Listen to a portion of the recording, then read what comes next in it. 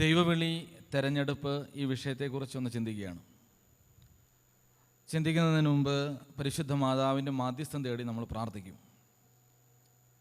പരിശുദ്ധ മാതാവിൻ്റെ മാധ്യസ്ഥം തേടി പ്രാർത്ഥിക്കുന്നതിന് മുമ്പ് മാതാവിൻ്റെ മാധ്യസ്ഥം തേടാനുള്ള ഒരു പ്രാർത്ഥനയ്ക്ക് വേണ്ടി ഒരു ചെറിയ ഭാഗം പറയാം. പരിശുദ്ധ മാതാവിനെ കുറിച്ച് എല്ലാവർക്കും അറിയാം അല്ലേ? മാതാവിൻ്റെ അപ്പൻ്റെ അമ്മയുടെ പേരെന്തുവാ? ഹന്ന, യൂയാക്കീം. ഇവർക്ക് മക്കളില്ലായിരുന്നു. മക്കളില്ലാതിരുന്നപ്പോൾ ഇവർ ദൈവസന്നിധിയിൽ ഒരു നേർച്ച നടന്നു. ഞങ്ങൾക്കൊരു കൊച്ചിനെ തരികയാണെങ്കിൽ ഞങ്ങൾ അതിനെ കർത്താവിന് കാഴ്ചവെച്ചേക്കാം.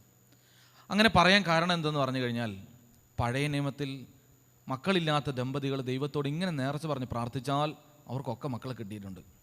അബ്രഹാമിന് കിട്ടി, ഇസഹാക്കിന് കിട്ടി, ഏൽക്കാൻ ഹന്ന അവർക്ക് കിട്ടി. അപ്പം ഇങ്ങനെയൊരു സമ്പ്രദായമുണ്ട്. അതുകൊണ്ട് ഹന്നായും യൂയാക്കീമും പ്രാർത്ഥിച്ചു. ഇതാ അവർ വിചാരിച്ചു ഞങ്ങൾക്കൊരു ആൺകുഞ്ഞിനായിരിക്കും കിട്ടണമെന്ന്. പക്ഷെ നേർച്ചയ്ക്ക് ഫലമുണ്ടായി, കിട്ടിയതൊരു പെൺകുഞ്ഞായിപ്പോയി. ആൺകൊച്ചാണെങ്കിലും പെൺകൊച്ചാണെങ്കിലും ഇതെങ്ങനത്തെ കൊച്ചാണ്? കാഴ്ചവെച്ച കൊച്ചാണ്, വ്രതക്കാരി കൊച്ചാണ്. അതുകൊണ്ട് മാതാവ് ജനിച്ചപ്പോൾ തന്നെ മാതാവിൻ്റെ മാതാപിതാക്കന്മാർ പറഞ്ഞു, മോളെ നീ കർത്താവിന് വ്രതക്കാരിയാണ്. നിൻ്റെ ശരീരം മുഴുവൻ ദൈവത്തിന് കാഴ്ചവെച്ചതാ.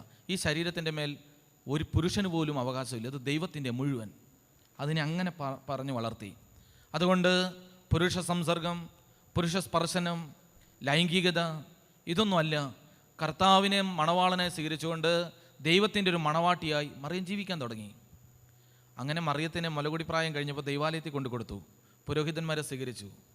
അങ്ങനെയാണ് നമ്മൾ പറയുന്നത്, പുരോഹിതന്മാർ കഴിക്കുന്ന കാഴ്ചയപ്പത്തിൻ്റെ അംശം കഴിച്ചുകൊണ്ട് ഒരു ദൈവദാസിയെ പോലെ മറിയം എന്ന് പറയുന്ന പെൺകുട്ടി ദൈവാലയത്തിൽ ജീവിച്ചു. പക്ഷേ യഹൂദന്മാർക്കൊരു സമ്പ്രദായമുണ്ട്. ഒരു 13 വയസ്സൊക്കെ ആയിക്കഴിഞ്ഞാൽ, സ്ത്രീകളുടെ ശാരീരികമായ മുറകൾ ആരംഭിച്ചു കഴിഞ്ഞാൽ അവർ ഈ മേഖലയിൽ ഒത്തിരി കൺസർവേറ്റീവ് ആയതുകൊണ്ട് പെൺകുട്ടികളെ പിന്നെ ദൈവാലയത്തിൽ നിർത്തിയില്ല. ഇങ്ങനെ വ്രതക്കാരി കുട്ടികളുണ്ടെങ്കിൽ അവരുടെ മാതാപിതാക്കന്മാരുടെ അടുത്തേക്ക് പറഞ്ഞു വിടും. അങ്ങനെയൊക്കെയാണ് ചെയ്യുന്നത്. പക്ഷെ മാതാവിന് ഈ സമയമായപ്പോഴേക്കും മാതാവിൻ്റെ മാതാപിതാക്കന്മാർ മരിച്ചുപോയി. കാരണം അവരുടെ വാർദ്ധക്യത്തിലാണ് മാതാവ് ജനിച്ചത്. മാതാവിന് 10-13 വയസ്സായപ്പോഴേക്കും മാതാപിതാക്കന്മാർ മരിച്ചുപോയി. ഇനിയിപ്പോൾ എന്നാ ചെയ്യും? അപ്പോൾ പുരോഹിതന്മാർ ആലോചിച്ചു, ഇതിപ്പോൾ എന്ത് ചെയ്യും?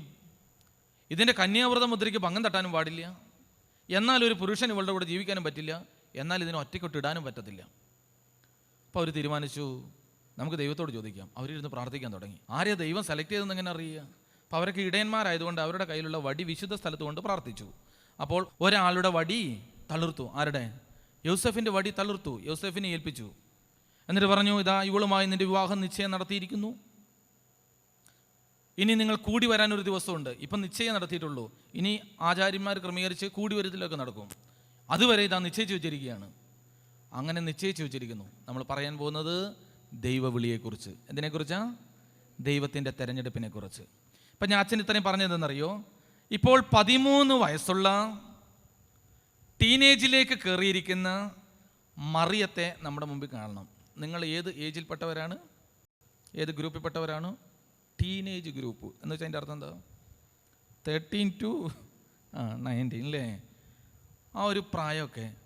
ഈ ഒരു തലങ്ങളിൽ കാഴ്ചവെക്കപ്പെട്ട മറിയത്തിൻ്റെ മനോഭാവം ഇപ്പോൾ എന്താണ് ഒന്ന് മനസ്സിൽ ധ്യാനിക്കുക. മറിയത്തിൻ്റെ ഉള്ളിൽ അറിയാം, ഞാൻ ദൈവത്തിൻ്റെതാണ് അല്ലേ? ദൈവത്തിൻ്റെതാണ്. ഈ ഒരു ചിന്തയുമായിട്ട് മറിയം ജീവിക്കുകയാണ്. വിവാഹ നിശ്ചയം നടന്നു. അങ്ങനെ നിശ്ചയിക്കപ്പെട്ട വിവാഹം കഴിഞ്ഞ് മറിയം നിൽക്കുമ്പോൾ ഇതാ ദൈവവിളി അവളുടെ തലയിലേക്ക് വരുന്നു. ഇനി ശ്രദ്ധിച്ചു കേട്ടോളൂ. ദാ മറിയത്തിൻ്റെ മുമ്പിലേക്ക് ഒരു ദിവസം ഗബ്രിയേൽ മാലാഖ കടന്നു വന്നിട്ട് പറഞ്ഞു, മറിയം നീ കൃപയാൽ നിറയപ്പെട്ടിരിക്കുന്നു. ദൈവം നിന്നെ സെലക്ട് ചെയ്തിരിക്കുന്നു. ദൈവത്തിൻ്റെ വേലയ്ക്ക് വേണ്ടി സെലക്ട് ചെയ്തിരിക്കുന്നു. ഈ കസേരയിൽ ഇരിക്കുന്ന ഓരോ കുഞ്ഞുങ്ങളും ധ്യാനിക്കണം. ഈ ധ്യാനകേന്ദ്രത്തിൽ നീ വന്നത് എന്തുകൊണ്ടെന്നറിയോ? ഈ വെക്കേഷൻ സമയത്ത് വേറെ എന്തെല്ലാം പരിപാടി ഉണ്ടായിരുന്നു.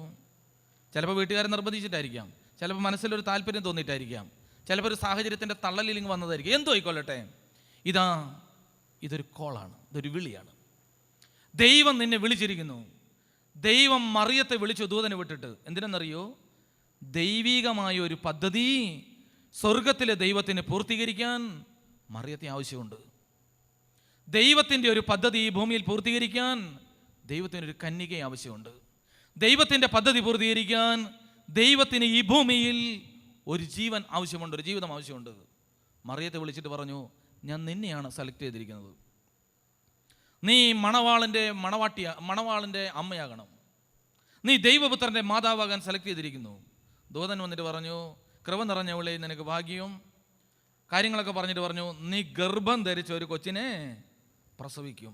ഞാൻ ഗബ്രിയേൽ ദൂതനാണ്, ഞാനിതാ നിന്നോട് പിതാവാൻ ദൈവത്തിൻ്റെ വചനം പറയുന്നു, നീ ഗർഭം ധരിച്ച് ഒരു കുഞ്ഞിനെ പ്രസവിക്കും, അവൻ യേശു എന്ന് പേർ വിളിക്കണം, അത്യുന്നതൻ ദൈവപുത്രൻ എന്നെല്ലാം വിളിക്കപ്പെടും. കുറേ കാര്യങ്ങൾ പറഞ്ഞു. ഇതെല്ലാം പറഞ്ഞു കേട്ടപ്പം മറിയം എടുത്ത വായിക്ക് ഒരൊറ്റ ചോദ്യം, ഇതെങ്ങനെ? അച്ഛനൊരു ചോദ്യം ചോദിക്കാം നിങ്ങളോട്, മാതാവ് അങ്ങനെ പറഞ്ഞത് ശരിയോ തെറ്റോ? ഇവിടെ നിങ്ങൾ വളരെ കൈകൂപ്പി പ്രാർത്ഥിക്കുകയാണ്. അപ്പോൾ തിരുമേനി വന്നിട്ട് പറയുകയാണ്, ഇതാ നിങ്ങൾ വിശുദ്ധിയോടെ പ്രാർത്ഥിച്ചാൽ നിന്റെ ശരീരത്തിലെ അസുഖം മാറും. അങ്ങനെ പറഞ്ഞപ്പോൾ നിങ്ങൾ തിരിച്ച് തീരുമാനിക്കുക, ഇതെങ്ങനെ ശരിയാവും? ആ ചോദ്യം ശരിയാണോ? മിണ്ടൂല. ദൈവത്തിൻ്റെ ദൂതൻ, പിതാവാൻ ദൈവത്തിൻ്റെ അഭിപ്രായം പരിശുദ്ധ അമ്മയോട് പറയുകയാണ്. മറിയത്തോട് ദൂതൻ പറഞ്ഞു, നീ ഗർഭം ധരിച്ച ഒരു കൊച്ചിനെ പ്രസവിക്കും. ദൈവമ പറയുന്നത്, നീ പ്രസവിക്കും, ദൈവപുത്രൻ എന്ന് വിളിക്കപ്പെടും, അനേകരെ പാപങ്ങൾ നിന്ന് രക്ഷിക്കും, നിന്നെ സെലക്ട് ചെയ്തിരിക്കുന്നു. ഉടനെ പുള്ളിക്കാരത്തൊരു ചോദ്യം, ഇതെങ്ങനെ? ഈ ചോദ്യം ശരിയോ തെറ്റോ? മാതാവിൻ്റെ കാര്യമല്ലേ അച്ഛാ, അതുകൊണ്ട് ഞങ്ങൾക്ക് പ്രത്യേകിച്ച് പറയാനൊന്നുമില്ല. പറ അച്ഛൻ എന്തിനാ ഇത് തുടക്കത്തിൽ പറഞ്ഞതെന്നറിയോ? ഞാനും ഈ പ്രായം കഴിഞ്ഞ് വന്ന ഒരാളാണ്. ഒരു പക്ഷേയെങ്കിൽ നമ്മുടെയൊക്കെ തലയ്ക്കകത്തേക്ക് കടന്നു വരുന്ന ഒരു പ്രധാനപ്പെട്ട വിഷയമായിരിക്കും, ദൈവം ഉണ്ടോ? ഇതൊക്കെ നടക്കുമോ? ഇങ്ങനെയൊക്കെയാണോ? നമ്മുടെ തലയ്ക്കകത്ത് ഇങ്ങനത്തെ ഒത്തിരി ചിന്തകൾ കുന്നുകൂടുന്നൊരു സമയമാണ് നമ്മുടെ ഈ പ്രായം എന്ന് പറയുന്നത്. ഈ പ്രായത്തിൽ നമ്മളിലുണ്ടാകുന്ന ചില ഹോർമോൺ വ്യതിയാനങ്ങൾ, ഇത് നമ്മളെ ചില കാര്യങ്ങൾ വളരെ റാഷണാലിറ്റിയിലോട് കൂടി ചിന്തിക്കും. അതുകൊണ്ട് നമ്മൾ എന്ത് ചെയ്യും? ഈ പ്രായമാകുമ്പോൾ ഈ പ്രായത്തിലിരിക്കുന്ന ഒരുപക്ഷെ ഇവിടെ ഇരിക്കുന്ന ഒരു 90% ആൺകുട്ടികളും അപ്പനെ വെല്ലുവിളിക്കും. പപ്പ ചെയ്യുന്ന എല്ലാം ഒന്നും ശരിയല്ല, അങ്ങോട്ട് ഒരു മല്ലുപിടുത്തം അറിയാതെ നമ്മുടെ ഉള്ളിലുണ്ടായിപ്പോൾ. ആരും കുറ്റം പറഞ്ഞിട്ട് കാര്യമില്ല. നമ്മുടെ ഉള്ളിൽ ഞങ്ങൾക്ക് കുറേ അറിയാം, നമ്മുടെ ഉള്ളിനകത്തേക്ക് ഇങ്ങനെ ചില സംഭവങ്ങൾ വന്നുകൊണ്ടിരിക്കും. ആരെയും പറഞ്ഞിട്ടൊന്നും കാര്യമില്ല, ഇതിങ്ങനെ വരും. ഇതിൽ തന്നെ നമ്മൾ നിലനിന്ന് പോയാൽ നമ്മൾ നശിച്ചെന്ന് കൂട്ടിയാൽ മതി. എന്നാൽ ഇവിടെ നമുക്കൊരു തിരിച്ചറിവുണ്ടാകണം. മറിയം ദൈവത്തോട് ചോദിക്കുകയാണ്, ഇതെങ്ങനെ? മറിയത്തിൻ്റെ ഉള്ളിൽ പോലും വന്ന് പ്രിയ മക്കളെ ഇങ്ങനെയൊരു ചിന്ത, ഇതെങ്ങനെ സംഭവിക്കും? ഞാൻ എങ്ങനെ ശരിയാവും? നമുക്കിപ്പോൾ എന്തൊക്കെ പറയാനുണ്ട്? ഇതാ പരിശുദ്ധ മാതാവിൻ്റെ ഉള്ളിൽ ഒരു ചിന്ത വന്നിരിക്കുകയാണ്, ദൈവം പറഞ്ഞത് എങ്ങനെ സംഭവിക്കും? അച്ഛനൊരു ചോദ്യം കൂടെ ചോദിക്കാം, എന്തുകൊണ്ടാണ് മറിയം അങ്ങനെ പറയേണ്ടി വന്നത്? ഒരു ഹല്ലേലൂയ പറ. പരിശുദ്ധാത്മാവ് നമ്മളെ നയിക്കണം, അതിനാ അച്ഛനീ പറയുന്നത്. ഒരു ഹല്ലേലൂയ പറ. Hallelujah, hallelujah, hallelujah. ചോദ്യം ഇതാണ്, എന്തുകൊണ്ടാണ് പരിശുദ്ധ അമ്മ ദൂതനോട് അങ്ങനെ ചോദിക്കേണ്ടി വന്നത്? അതിൻ്റെ കാരണം എന്താണെന്നറിയോ? പരിശുദ്ധ അമ്മയുടെ ഉള്ളിൽ ഈ സംശയം വന്നതുകൊണ്ട്. അതുകൊണ്ടല്ലേ ചോദിച്ചേ? ഇങ്ങനൊരു സംശയം വന്നോട് ചോദിച്ചു. പക്ഷെ ചോദ്യം അതല്ല, ഇങ്ങനൊരു സംശയം വരാൻ കാരണം എന്താണ്? ഇവൾ ദൈവാലയത്തിൽ ആചാര്യന്മാരോടൊപ്പം ഭക്ഷണം കഴിച്ച് പ്രാർത്ഥിച്ച് ആരാധിച്ച് യഹോവയെ സ്തുതിച്ച് ജീവിക്കുന്ന സ്ത്രീയുടെ ഉള്ളിൽ ഇങ്ങനെ ഒരു സംശയം വരാൻ പാടുമോ? എന്തേ ഇങ്ങനെ ഒരു സംശയം കടന്നു വന്നത്? ഏതിലെയാണ് ഈ സംശയം മറിയത്തിൻ്റെ ഉള്ളിൽ വന്നത്? ഹല്ലേലൂയ പറ. നമ്മുടെ അച്ഛനെ പറയുന്നത് നിങ്ങൾക്ക് മനസ്സിലാവുന്നുണ്ടോ? ഏതിലെയാണ് ഈ സംശയം നിന്റെ ഉള്ളിൽ കയറിയത്? ദൈവത്തെക്കുറിച്ചുള്ള ചിന്ത, നിന്നെ ദൈവം സെലക്ട് ചെയ്ത് ഈ ഭൂമിയിൽ കൊണ്ടുവന്നു, നിന്റെ അമ്മയുടെ ഉദരത്തിൽ നിനക്ക് ജീവിതം നൽകി, ഇന്നിതാ നീ ഈ ആലയത്തിലിരുന്ന് ആരാധിക്കുന്നു, ദൈവം നിന്നെ തെരഞ്ഞെടുത്തു എന്നുള്ളത് നിന്റെ മനസ്സിൽ നിന്ന് മാറിപ്പോകാനുള്ള കാരണം എന്താണ്? നിന്നെക്കുറിച്ച് തന്നെയുള്ള ദൈവീക പദ്ധതിയുടെ ഒരു തെരഞ്ഞെടുപ്പാണ് നീ എന്ന കാര്യത്തിൽ നിനക്ക് ഇടയ്ക്ക് ഇടർച്ച ഉണ്ടാകുന്നത് എന്തുകൊണ്ടാണ്? എവിടെ നിന്നാണ് ചില സംശയങ്ങൾ നമ്മുടെ തലയ്ക്കകത്ത് കയറിയത് ദൈവത്തെക്കുറിച്ചുള്ളത്? അപ്പോൾ നമ്മൾ ചിന്തിക്കുക, മറിയത്തിൻ്റെ ഉള്ളിലേക്ക് എവിടെ നിന്ന് കയറി? എവിടെ നിന്ന് കയറിയെന്നറിയോ? ചുറ്റുപാടുകളിൽ നിന്ന് കയറി വന്നു. എവിടെന്നാ? ചുറ്റുപാടുകളിൽ നിന്ന് കയറി വന്നു. എന്താ ചുറ്റുപാടുകളിൽ സംഭവിക്കുന്നത്? പരിശുദ്ധ മാതാവ് ചുറ്റുപാടുകളിലേക്ക് നോക്കിയപ്പോൾ മനസ്സിലായി, പുരുഷ സംസർഗം ഉണ്ടെങ്കിലാണ് ഒരു സ്ത്രീ ഗർഭം ധരിക്കുക. ചുറ്റുപാടുകൾ പഠിപ്പിച്ചൊരു കാര്യമാണ്. എൻ്റെ ചുറ്റുപാടുകളിൽ നടക്കുന്നത് ഇങ്ങനെയാണ്. ചുറ്റുപാടുകളിൽ ഞാനൊരു കാര്യം കണ്ട് മനസ്സിലാക്കിയിരിക്കുന്നു, ഒരു പുരുഷൻ സ്ത്രീയുമായി സംസർഗം നടത്തിയാൽ അവൾ ഗർഭം ധരിക്കാൻ സാധ്യതയുണ്ട്. എന്ന് വെച്ചാൽ പുരുഷനുമായി സംസർഗം നടത്തിയില്ലെങ്കിൽ ഒരു സ്ത്രീ ഗർഭം ധരിക്കാൻ സാധ്യത ബാക്കി പ്രസംഗിക്ക് ഇല്ല. പുരുഷ സംസർഗം ഉണ്ടെങ്കിൽ ഗർഭം ധരിക്കും, പുരുഷ സംസർഗം ഇല്ലെങ്കിൽ ഗർഭം ധരിക്കാൻ ചുറ്റുപാടുകൾ എന്ന് പഠിച്ചു. ഈ ചുറ്റുപാടുകളിലെ പഠിപ്പിക്കൽ മറിയത്തിൻ്റെ ഉള്ളിൽ ഏതിലെ കയറി? ചുറ്റുപാടുകളിൽ കിടക്കുന്ന സംഭവങ്ങൾ മറിയത്തിൻ്റെ തലക്കകത്തേക്ക് ഏതിലെ കയറി? ഞാൻ ഈ മറിയത്തൊക്കെ പറയുന്നത് ഇവിടെ ഈ കസറിലിരിക്കുന്ന മക്കളെ നിങ്ങളെക്കുറിച്ചാണ്. ചുറ്റുപാടുകളിൽ നടക്കുന്ന കാര്യങ്ങൾ നിങ്ങളുടെ ഉള്ളിൽ എങ്ങനെ കയറി? ഇന്ദ്രിയങ്ങളിലൂടെ കയറി. ഏതിലെയാ? എന്താ ഇന്ദ്രിയങ്ങൾ എന്ന് പറഞ്ഞാൽ? കണ്ണിൽ കൂടെ കുറെ കയറിയില്ലേ? കുറേ കാര്യങ്ങൾ നമ്മൾ കണ്ടു, പഠിച്ചു, അത് തലക്കകത്ത് സ്റ്റോർ ചെയ്തു. കുറേ കാര്യങ്ങൾ നമ്മൾ തൊട്ടറിഞ്ഞു, കുറേ കാര്യങ്ങൾ നമ്മൾ മണത്തറിഞ്ഞു, കുറേ കാര്യങ്ങൾ നമ്മൾ കേട്ടറിഞ്ഞു, അനുഭവിച്ചറിഞ്ഞു. പഞ്ചേന്ദ്രിയങ്ങളിലൂടെ ഈ ചുറ്റുപാടുകൾ നമ്മളെ സ്വാധീനിച്ചു. ഈ സ്വാധീനം മുഴുവൻ നമ്മുടെ ഉള്ളിൽ കിടക്കുകയാണ്. പ്രിയപ്പെട്ടവരെ, ചുറ്റുപാടുകളിൽ നിന്ന് പഞ്ചേന്ദ്രിയങ്ങളിലൂടെ നമ്മുടെ ഉള്ളിൽ നമ്മൾ സ്റ്റോർ ചെയ്തിരിക്കുന്ന കാര്യമാണ് നമ്മുടെ ഉള്ളിൽ ചില സംശയമായിട്ട് കിടക്കുന്നത്. എവിടെ നിന്നൊക്കെ കിട്ടിയതാ? അമ്മയുടെ ഗർഭപാത്രത്തിൽ കിടക്കുമ്പോൾ അമ്മയിൽ കിട്ടിയ കുറേ സാധനം നമ്മുടെ തലക്കകത്ത് കയറി. അതുകൊണ്ടാണ് ഗർഭത്തിൽ കിടന്നപ്പോൾ അമ്മയിലുണ്ടായ ചില മാറ്റങ്ങൾ നമ്മൾ ചില സ്വഭാവ വൈകല്യങ്ങളും ഗുണങ്ങളൊക്കെ ഉണ്ടാക്കി. സ്കൂളിൽ പോയപ്പോൾ കിട്ടിയത്, വായിച്ചപ്പോൾ കിട്ടിയത്, പെരുമാറ്റത്തിലൂടെ കിട്ടിയത്, അനുഭവത്തിലൂടെ കിട്ടിയത്, മറ്റുള്ളവരുടെ കുത്തുവാക്കുകളിൽ നിന്ന് കിട്ടിയത്, പ്രോത്സാഹനത്തിലൂടെ കിട്ടിയത്, ഇതെല്ലാം കൂടെ നമ്മുടെ തലക്കകത്ത് കിടക്കുകയാണ്. ഈ ചുറ്റുപാടുകളിലെ ജ്ഞാനം മറിയം തലക്കകത്തിട്ടിട്ട് ദൈവദൂതനോടൊരു ചോദ്യം, ഇതെങ്ങനെ? പച്ചനി പറഞ്ഞതിൻ്റെ അർത്ഥം എന്തറിയോ? ചുറ്റുപാടുകളിൽ നിന്ന് കിട്ടിയ ജ്ഞാനം വെച്ചുകൊണ്ട് നീ ദൈവത്തെ സമീപിക്കാൻ ചെന്നാൽ നിനക്കൊന്നും മനസ്സിലാകത്തില്ല. ഒരു ഹല്ലേലൂയ പറ. അതുകൊണ്ട് ചുറ്റുപാടുകളിലുള്ള സംഭവങ്ങളെ നോക്കിയിട്ടല്ല നീ ദൈവത്തിലേക്ക് നോക്കേണ്ടത്. ചുറ്റുപാടുകളിൽ ഇങ്ങനെയൊക്കെയാണല്ലോ, എന്നാൽ പിന്നെ ദൈവത്തെ നോക്കിയേക്ക. 2 വയസ്സുള്ള കൊച്ചിന് ക്യാൻസർ വന്നു. എന്തുകൊണ്ടാണ്? എന്താ ദൈവമേ കാരണം? ഇതാ ഒരു വലിയ അപകടം ഉണ്ടായി, കുറേ പേര് മരിച്ചു. എന്താ കാരണം? ചുറ്റുപാടുകളിലേക്ക് മാത്രം നോക്കിയിട്ട് നീ ദൈവത്തിലേക്ക് നോക്കുമ്പോൾ നിന്റെ തലക്കകത്തേക്ക് ഒന്നും കയറിയില്ല. അപ്പം ഗബ്രിയേൽ ദൂതന് മനസ്സിലായി മറിയത്തിൻ്റെ തലയിൽ കിടക്കുന്നത് ചുറ്റുപാടുകളിൽ നിന്ന് കിടക്കുന്ന ജ്ഞാനം മുഴുവനാണ്. ഈ ചുറ്റുപാടുകളിൽ നിന്ന് കിട്ടിയ പഠിപ്പിക്കലുകളാണ് മറിയം ചോദിക്കുന്നത്. മറിയത്തിൻ്റെ അപ്പനും അമ്മയും പറഞ്ഞു കൊടുത്തിട്ടുണ്ട്, മോളെ പുരുഷ സംസർഗം പാടില്ല, നിന്റെ കന്യാവ്രത മുദ്രയ്ക്ക് ഭംഗം തട്ടാൻ പാടില്ല. മറിയം അനുഭവിച്ചും പഠിച്ചും കേട്ടും അറിഞ്ഞിട്ടുണ്ട്. ഈ ജ്ഞാനത്തിൽ നിന്നുകൊണ്ട് ദൂതനോട് പറഞ്ഞു, ഞാനൊരു പുരുഷനെ അറിഞ്ഞിട്ട് പോലും ഇല്ല, പിന്നെ നീ ഈ പറഞ്ഞത് എന്നിലെങ്ങനെ പറഞ്ഞേ സംഭവിക്കും? എങ്ങനെയാണ് ഈ സംശയം പരിശുദ്ധമ്മയിൽ നിന്ന് മാറിയതിന്? എന്നാലാണല്ലോ നമുക്ക് മനസ്സിലാവുള്ളൂ. ഇപ്പം നമ്മുടെ തലയ്ക്കകത്ത് കിടക്കുന്ന ദൈവസ്നേഹം, ദൈവം എന്നെ സ്നേഹിക്കുന്നുണ്ടോ, ദൈവം എന്നെ അനുഗ്രഹിക്കുമോ, ദൈവം എന്നെ കരുതുമോ, എൻ്റെ ജീവിതത്തിൽ ദൈവത്തോട് ചേർന്നൊരു ജീവിതമുണ്ടോ, ഈ മേഖലയിൽ എനിക്കൊരു വ്യക്തത കിട്ടുന്നത് എങ്ങനെയാണ് ഈ വ്യക്തത കിട്ടുക? ഇവിടെ ഇരിക്കുന്ന നിങ്ങളെല്ലാം ധ്യാനം കൂടി ഒരു പക്ഷേ ദൈവസ്നേഹം രുചിച്ചറിഞ്ഞ് ദൈവാനുഭവത്തിൽ എത്താൻ വേണ്ടി വന്നവരാണ്. തുടക്കത്തിൽ നമ്മൾ മാതാവിലേക്ക് നോക്കി ചിന്തിക്കണം, മാതാവിൽ എങ്ങനെയാണ് എൻ്റെ ദൈവം എന്നെ സ്നേഹിക്കുന്നു എന്ന ചിന്ത വളർന്നത്? ഞൊടികിടയിൽ വളർന്നു. എങ്ങനെ വളർന്നത്? അത് ശ്രദ്ധിച്ചോ? അപ്പോൾ ദൂതൻ മാതാവിനോട് പറഞ്ഞു, മറിയം, നീ ഇങ്ങോട്ടൊന്ന് ശ്രദ്ധിക്കുക. ചുറ്റുപാടുകളിൽ കിടക്കുന്ന കാര്യങ്ങൾ നോക്കിയിട്ടാണ് ഇപ്പോൾ നീ സംസാരിക്കുന്നത്. നീ ഇങ്ങോട്ടൊന്ന് ശ്രദ്ധിക്കുക. പരിശുദ്ധാത്മാവ് നിന്റെ മേൽ വരും. ഇവിടെയാണ് വ്യത്യാസം വരാൻ സംഭവിക്കുന്നത്. പരിശുദ്ധാത്മാവ് നിന്നെ നയിക്കാൻ തുടങ്ങും. പരിശുദ്ധാത്മാവ് നിന്റെ മേൽ വരും. അപ്പോൾ ദൈവത്തിനൊന്നും അസാധ്യമല്ല എന്ന കാര്യം നീ മനസ്സിലാക്കും. അപ്പം ദൈവത്തിന് ഒന്നും അസാധ്യമല്ല എന്ന സത്യം നിനക്ക് മനസ്സിലാകണമെങ്കിൽ ഏത് ആത്മാവ് നിന്നിൽ നിറയണം? വേണ്ടൂല. അവർക്ക് പറഞ്ഞേ, പരിശുദ്ധാത്മാവ് നിറയണം. അതുകൊണ്ടാണ് ബൈബിളിൽ എപ്പോഴും പറയുന്നത്, നിങ്ങൾ പ്രാർത്ഥിക്കുമ്പോൾ എന്തിനു വേണ്ടി പ്രാർത്ഥിക്കണം? പരിശുദ്ധാത്മാവിനെ കിട്ടാൻ പ്രാർത്ഥിക്കണം. അപ്പം അതുകൊണ്ട് നിങ്ങൾ ഈ ധ്യാനത്തിൻ്റെ ഇരുന്ന് 3-4 ദിവസം പ്രാർത്ഥിക്കുമ്പോൾ പരിശുദ്ധാത്മാവിന് വേണ്ടി പ്രാർത്ഥിക്കുക. അതുകൊണ്ടാണ് യേശു ഒരു ഉപമ പറഞ്ഞത്, ദുഷ്ടന്മാരായ നിങ്ങൾ നിങ്ങളുടെ മക്കൾ അപ്പം ചോദിച്ചാൽ കല്ല് കൊടുക്കുകയില്ല, മീൻ ചോദിച്ചാൽ പാമ്പ് കൊടുക്കുകയില്ല, മുട്ട ചോദിച്ചാൽ തേളിനെ കൊടുക്കില്ല. ദുഷ്ടന്മാരായ നിങ്ങൾ നിങ്ങളുടെ മക്കൾക്ക് നല്ല ദാനങ്ങൾ കൊടുക്കാൻ അറിയുന്നെങ്കിൽ തന്നോട് ചോദിക്കുന്നവർക്ക് എത്ര അധികമായി പരിശുദ്ധാത്മാവിനെ നൽകും. എന്ത് നൽകും? എത്ര അധികമായി എന്ത് നൽകും? പരിശുദ്ധാത്മാവിനെ. ദൂതൻ വന്ന് പറയാണ്, പരിശുദ്ധാത്മാവ് നിന്റെ മേൽ വരും. ദൈവത്തിന് ഒന്നും അസാധ്യമല്ല. ഇനി ചുറ്റുപാടുകളിൽ നിന്ന് തന്നെയാണ് കാര്യങ്ങൾ പഠിക്കേണ്ടത്. എല്ലാം ആകാശത്തിലേക്ക് നോക്കിയിട്ടല്ല പഠിക്കുക, ചുറ്റുപാടുകളിൽ നിന്ന് തന്നെയാണ് പഠിക്കേണ്ടത്. ഈ ഇന്ദ്രിയങ്ങളിലേക്ക് കയറേണ്ടത് ചുറ്റുപാടുകളിലെ ജ്ഞാനം തന്നെയാണ്. പക്ഷെ നമ്മൾ ചിന്തിക്കുന്ന ലോകാത്മാവിലല്ല ചുറ്റുപാടുകളെ കാണേണ്ടത്, പരിശുദ്ധാത്മാവിൽ. ദൈവാത്മാവിൽ നീ ചുറ്റുപാടുകളെ ഒന്നോടെ നോക്കുക.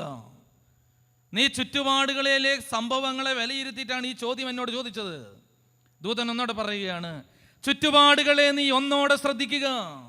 എന്നിട്ട് ദൂതൻ പറയുകയാണ്, നിങ്ങളുടെ പള്ളിയിലെ അച്ഛൻ്റെ പേരെന്താണ്? മറിയത്തോട് ചോദിച്ചു, എന്താണ് പള്ളിയിലെ അച്ഛൻ്റെ പേര്? സക്കറിയ പുരോഹിതൻ അല്ലേ? സക്കറിയ പുരോഹിതൻ അച്ഛൻ്റെ പേര്, വികാരി അച്ഛൻ്റെ പേര് സക്കറിയ പുരോഹിതൻ. അച്ഛൻ്റെ അമ്മയുടെ പേരെന്താ? എലിശുബ. എന്തുവാ? എലിശുബ. കേട്ടിട്ടുണ്ടോ അങ്ങനെ ഒരാളുടെ പേര്? എലിശുബ. ഇവർക്കൊരു പ്രത്യേകതയുണ്ട്. വയസ്സാങ്കാരെത്തി മറിയത്തോട് ദൂതൻ ചോദിച്ചു, നിങ്ങളുടെ ഇടവക പള്ളിയിൽ അച്ഛൻ അറിയാമല്ലേ? അറിയാം. അമ്മായിനെ അറിയാമല്ലേ? അറിയാം. സക്കറിയ, എലിശുബ. അവരെ നാട്ടുകാരെന്തുവാ വിളിക്കുന്നത്? എന്താ വിളിക്കണമെന്ന് അറിയോ? മക്കളില്ലാത്തതുകൊണ്ട് ഒരു പ്രത്യേക പേരിട്ടാണ് വിളിക്കുന്നത്. എന്താ വിളിക്കുന്നത്? മച്ചി എന്നാണ് വിളിക്കുന്നത്. വല്ലതും വായിച്ചിട്ടുണ്ടോ വേദപുസ്തകത്തിൽ? ലൂക്കോസിൻ്റെ സുവിശേഷം 1-ാം അധ്യായത്തിലെ കാര്യം അച്ഛൻ ഈ പറയുന്നത്. ആ അച്ഛനും അമ്മായിക്ക് ഇടവക്കാർ പേരിട്ടു. അമ്മായിനെ കാണുമ്പോൾ ആൾക്കാർ വിളിക്കും മച്ചി അമ്മായി. കേൾക്ക് വിളിക്കുമെന്ന് അറിയാൻ മേല. മക്കളില്ലാത്തതുകൊണ്ട് കളിയാക്കി വിളിച്ചു മച്ചി. ഇത് സ്വർഗം കേട്ടു. നാട്ടുകാർ വിളിക്കുന്നത് സ്വർഗം കേട്ടു. മച്ചി എന്ന് നാട്ടുകാർ വിളിച്ചവൾക്ക് ഇപ്പോൾ 6 മാസം ഗർഭമായി. ദൂതൻ മറിയത്തോട് പറഞ്ഞു, മറിയം, നീ ചുറ്റുപാടുകളിലേക്ക് ഒന്നോടെ ശ്രദ്ധിച്ചു നോക്കൂ. നീ ചുറ്റുപാടുകളിലെ ചില കാര്യങ്ങൾ മാത്രമേ കണ്ടിട്ടുള്ളൂ. ചുറ്റുപാടുകളിൽ ദൈവം ഇടപെട്ടതൊന്ന് നോക്കിക്കേ. ഇതാ മക്കളില്ലാതിരുന്ന സക്കറിയ പുരോഹിതനും ഭാര്യയും ഇപ്പോൾ 6 മാസം ഗർഭം ധരിച്ചിരിക്കുന്ന ഒരു എലിശുബയാണുള്ളത്. അവളുടെ ഭർത്താവാണ് ഇപ്പോൾ സക്കറിയ. ചുറ്റുപാടുകളിൽ ദൈവ ഇടപെടലൊന്ന് ശ്രദ്ധിക്കുക. ഈ കസേരകളിൽ ഇരുന്നു കൊണ്ട് നിങ്ങളുടെയൊക്കെ ജീവിതത്തിൽ ഈ കുഞ്ഞു പ്രായത്തിൻ്റെ ഇടയിൽ ദൈവം ഇടപെട്ടിട്ടുള്ളത് ഇനിയും ധ്യാനിച്ചു നോക്കി. 116-ാമത്തെ സങ്കീർത്തനം 11-ാമത്തെ തിരുവചനം. മനുഷ്യരെല്ലാവരും വഞ്ചകരാണെന്ന് പരിഭ്രാന്തനായ ഞാൻ പറഞ്ഞു. പരിഭ്രാന്തി തലയ്ക്കകത്തേക്ക് കയറിയപ്പോൾ പറയാൻ ഇത്രയേ ഉണ്ടായിരുന്നുള്ളൂ. പരിഭ്രാന്തി തലയ്ക്കകത്തേക്ക് കയറിയപ്പോൾ ഇതാ ഉറക്കെ വിളിച്ചു പറഞ്ഞു, എല്ലാവരും വഞ്ചകരാണ്.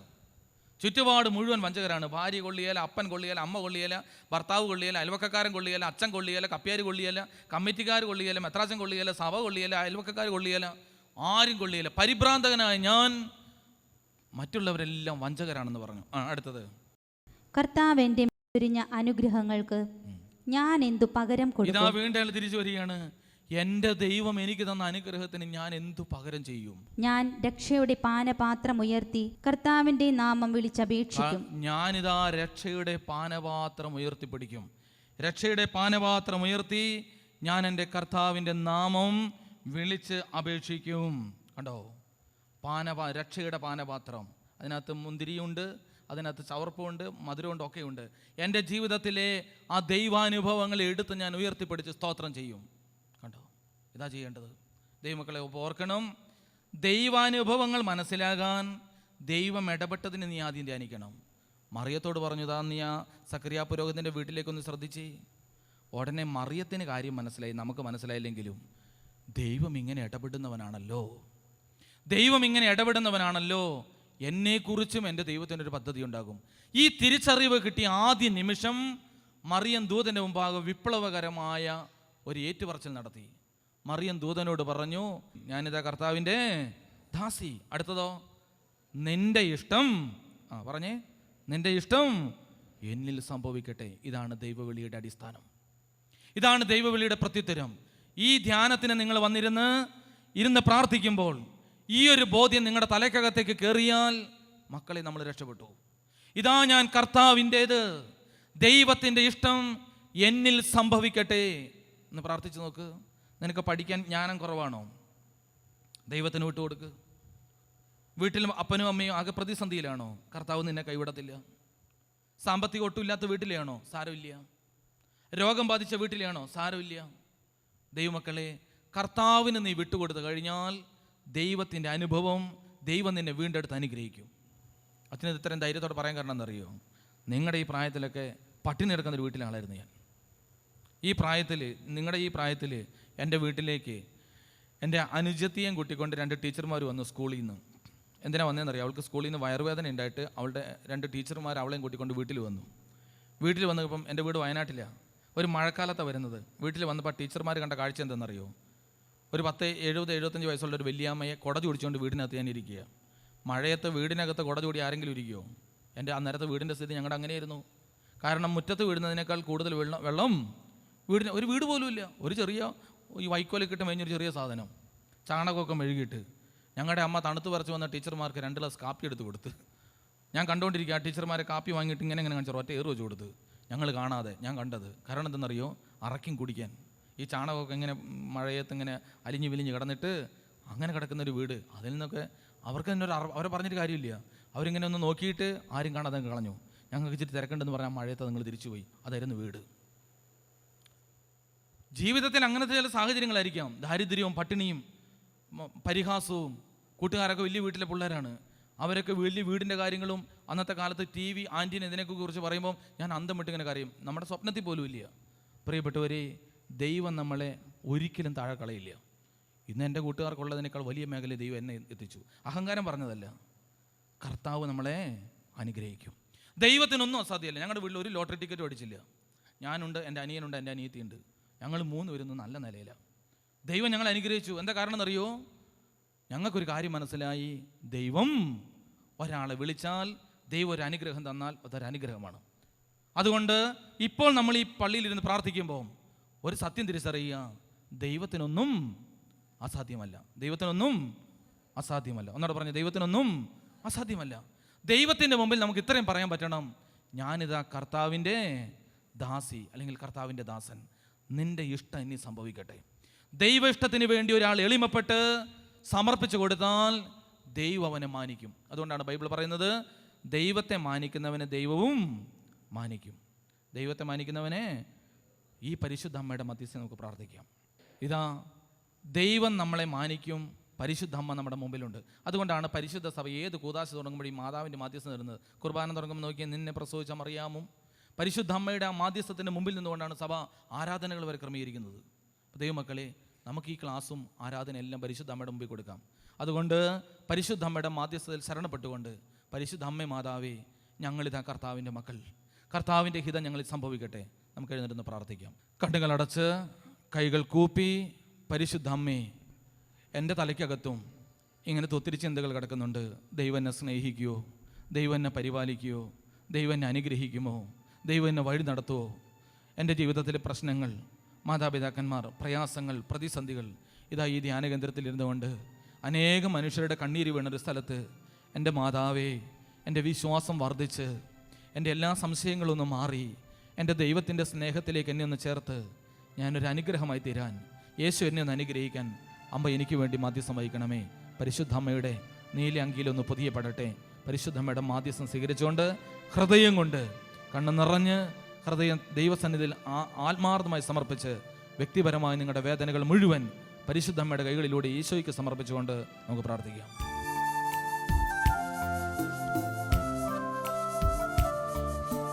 നീ എൻ്റെ വെളിച്ചം, ജീവന്റെ തെളിച്ചം, നീ എന്ന ഭയമല്ലേ അമ്മേ, നീ എന്ന ഭയമല്ലേ. കൂപ്പുകൈകളോടെ ഭക്തിയോടുകൂടി പ്രാർത്ഥിച്ചേ. നീ എൻ്റെ വെളിച്ചം, ജീവന്റെ തെളിച്ചം, നീ എൻ അഭയമല്ലേ അമ്മേ, നീ